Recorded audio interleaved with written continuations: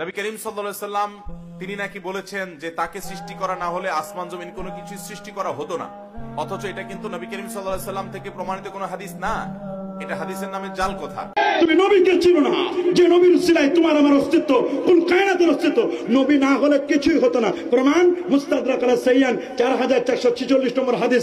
আন উমর ইবনে খাত্তাব রাদিয়াল্লাহু তাআলা আনহু আন্নাহু قال قال رسول الله صلى الله عليه وسلم لما اقترف آدم الخطيئة قال يا ربي أسألك بحق محمد صلى الله عليه وسلم لما غفرت لي قال الله تبارك وتعالى كيف عرفت محمدا ولم أخلقه قال لما خلقتني بيدك ونفخت في من روحك رفعت رأسي فرأيت على قوائم العرش مكتوبا لا إله إلا الله محمد رسول الله صلى الله عليه وسلم فعلمت أنك لم تضف إلى اسمك إلا حب الخلق إليك قال صدقت يا آدم لولا محمد ما خلقتك وفي رواية أخرى ما خلقت السماوات والأرض ولا العرش ولا اللوح ولا القلم।